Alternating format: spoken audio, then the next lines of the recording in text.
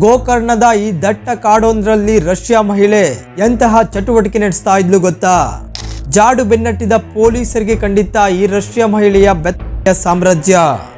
ಗೋಕರ್ಣದ ಆ ನಿರ್ಜನ ಕಾಡಿನ ಗುಹೆಯಲ್ಲಿ ವಾಸವಿದ್ದದ್ದು ಓರ್ವ ವಿದೇಶಿ ಮಹಿಳೆ, ಇಬ್ಬರು ಮಕ್ಕಳು. ಈ ನಿರ್ಜನ ಪ್ರದೇಶದಲ್ಲಿ ಈ ವಿದೇಶಿ ಮಹಿಳೆ ವಾಸವಿದ್ದದ್ದು ಯಾರಿಗೂ ಗೊತ್ತಿಲ್ಲ. ಈ ರಷ್ಯಾ ಮಹಿಳೆ ಬಗ್ಗೆ ಸುಳಿವು ಕೊಟ್ಟಿದ್ದು ಆ ಗುಡ್ಡದ ಮೇಲಿನ ಗುಹೆಯ ಮುಂದೆ ನೇತಾಡ್ತಿದ್ದ ಅವಳ ಸೀರೆಗಳು.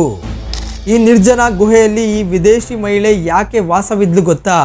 ವೀಕ್ಷಕರೇ, ಹಿಸ್ಟ್ರಿ ಎಕ್ಸ್ಪರ್ಟ್ನ ಮತ್ತೊಂದು ವಿಡಿಯೋಗೆ ನಿಮಗೆ ಪ್ರೀತಿಯ ಸ್ವಾಗತ. ವೀಕ್ಷಕರೇ, ಇದು ಉತ್ತರ ಕನ್ನಡ ಜಿಲ್ಲೆಯ ಕುಮಟಾ ತಾಲೂಕಿನ ಗೋಕರ್ಣದ ರಾಮತೀರ್ಥ ಗುಡ್ಡ. ಇದೇ ರಾಮತೀರ್ಥ ಗುಡ್ಡದಲ್ಲಿರುವ ಒಂದು ನಿಗೂಢ ಗುಹೆಯಲ್ಲಿ ಈ ವಿದೇಶಿ ಮಹಿಳೆ ಅಂದ್ರೆ ಈ ರಷ್ಯಾದ ಮಹಿಳೆ ಹಾಗೂ ತನ್ನ ಇಬ್ಬರು ಮಕ್ಕಳೊಂದಿಗೆ ವಾಸವಿದ್ರು. ಹಾಗೆ ಈ ಗುಹೆಯನ್ನೇ ಆ ವಿದೇಶಿ ಮಹಿಳೆ ತನ್ನ ಮನೆ ಮಾಡ್ಕೊಬಿಟ್ಟಿದ್ರು.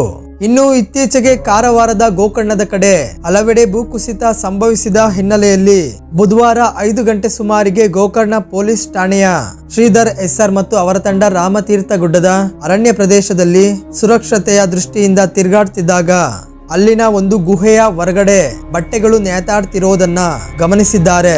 ಹಾಗೆ ಈ ನಿರ್ಜನ ಕಾಡಿನ ಈ ಗುಹೆಯೊಂದರಲ್ಲಿ ಯಾರೋ ಅಪರಿಚಿತರು ವಾಸ ಮಾಡ್ತಿದ್ದಾರೆ ಎಂಬ ಅನುಮಾನ ಅವರಿಗೆ ವ್ಯಕ್ತವಾಗುತ್ತೆ. ಕೊನೆಗೆ ಪೊಲೀಸರು ಆ ಗುಹೆಯನ್ನ ಪರಿಶೀಲನೆ ಮಾಡಿದಾಗ ಅಲ್ಲಿ 40 ವರ್ಷದ ರಷ್ಯಾ ಮೂಲದ ನೀನಾ ಕುಟಿನಾ ಅಲಿಯಾಸ್ ಮೋಹಿ ಎಂಬ ಮಹಿಳೆ ತಮ್ಮ 6 ವರ್ಷದ ಮಗಳು ಪ್ರಯಾ ಮತ್ತು 4 ವರ್ಷದ ಮತ್ತೊಬ್ಳು ಮಗಳು ಅಮ್ಮ ಅವರೊಂದಿಗೆ ಗುಹೆಯಲ್ಲಿ ವಾಸ ಮಾಡ್ತಿರೋದು ಕಂಡು ಬಂದಿದೆ.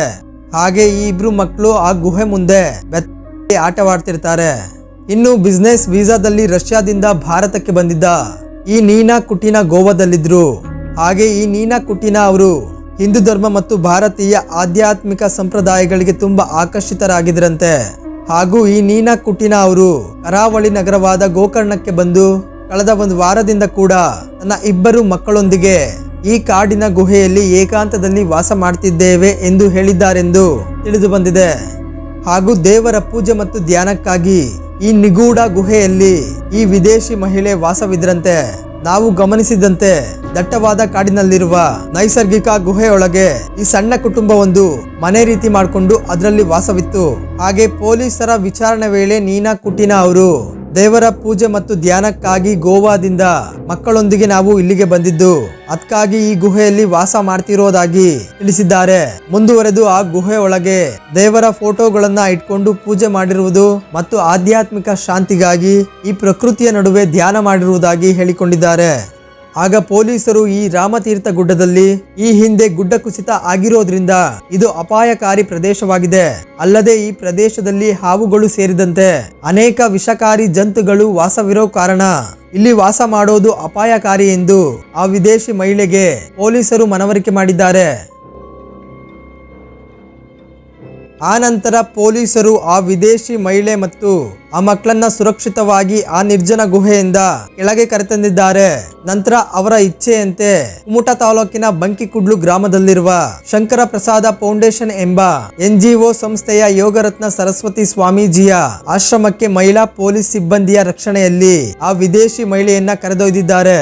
ಮುಂದುವರೆದು ಈಕೆ ಆಧ್ಯಾತ್ಮಿಕತೆಯ ಅಭಿಮಾನಿಯಾಗಿರುವ ಈ ವಿದೇಶಿ ಮಹಿಳೆ ಭಾರತದಲ್ಲಿ ಉಳಿಯುವ ಉದ್ದೇಶದಿಂದ ಪಾಸ್ಪೋರ್ಟ್ ಮತ್ತು ವೀಸಾ ವಿವರಗಳನ್ನ ನೀಡಲು ಆರಂಭದಲ್ಲಿ ನಿರಾಕರಿಸಿದ್ರಂತೆ.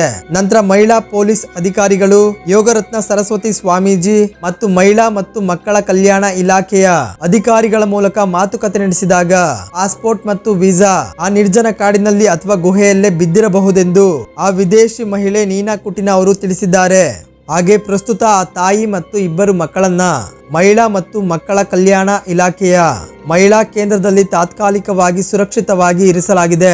ಇದರ ನಡುವೆ ಗೋಕರ್ಣ ಪೊಲೀಸರು ಅರಣ್ಯ ಇಲಾಖೆಯ ಸಿಬ್ಬಂದಿಗಳೊಂದಿಗೆ ಶೋಧ ಕಾರ್ಯಾಚರಣೆ ನಡೆಸಿ ಗುಹೆ ಸುತ್ತಮುತ್ತ ವಿದೇಶಿ ಮಹಿಳೆಯ ಪಾಸ್ಪೋರ್ಟ್ ಮತ್ತು ವೀಸಾವನ್ನ ಪತ್ತೆ ಹಚ್ಚಿದ್ದಾರೆ. ಇನ್ನು ವೀಸಾವನ್ನ ಪರಿಶೀಲನೆ ಮಾಡಿದಾಗ ವೀಸಾ ಅವಧಿ 17/4/2017 ಮುಕ್ತಾಯವಾಗಿರೋದು ತಿಳಿದು ಬಂದಿದೆ. ಇನ್ನು ಇದರ ಸಂಬಂಧ ಪೊಲೀಸರು ಬೆಂಗಳೂರಿನಲ್ಲಿರುವ FRRO ಕಚೇರಿಯನ್ನು ಸಂಪರ್ಕಿಸಿ ಪತ್ರ ವ್ಯವಹಾರ ನಡೆಸಲಾಗಿದ್ದು, ವೀಸಾ ಅವಧಿ ಮೀರಿದ ಈ ರಷ್ಯಾ ಮೂಲದ ಮಹಿಳೆ ಮತ್ತು ಆ ಮಕ್ಕಳನ್ನ ಮರಳಿ ಅವರ ದೇಶ ರಷ್ಯಾಕ್ಕೆ ಕಳುಹಿಸುವ ಕ್ರಮ ಕೈಗೊಳ್ಳಲಾಗಿದೆಯಂತೆ.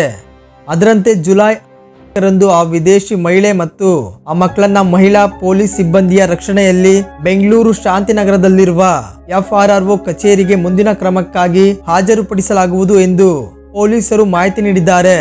ಹಾಗೆ FRRO ಅಂದ್ರೆ ವಿದೇಶಿಯರ ಪ್ರಾದೇಶಿಕ ನೋಂದಣಿ ಕಚೇರಿ ಎಂದರ್ಥ. ಇದು ಭಾರತದಲ್ಲಿ ವಿದೇಶಿಯರ ನೋಂದಣಿ, ಅವರ ವಾಸ್ತವ್ಯ ಮತ್ತು ಅವರ ಚಲನ ವಲನಗಳನ್ನ ನಿರ್ವಹಿಸುವ ಕಚೇರಿಯಾಗಿದೆ.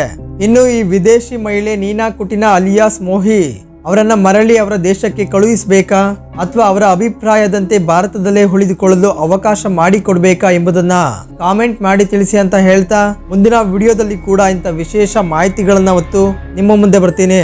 ಅದಕ್ಕೂ ಮುಂಚೆ ಯಾರೆಲ್ಲ ಇನ್ನು ನಮ್ಮ ಚಾನಲ್ಗೆ ಸಬ್ಸ್ಕ್ರೈಬ್ ಮಾಡಿಲ್ಲ ಅಂತವರು ಸಬ್ಸ್ಕ್ರೈಬ್ ಮಾಡಿ, ಹಾಗೆ ಸಪೋರ್ಟ್ ಮಾಡೋದನ್ನ ಮರಿಬೇಡಿ.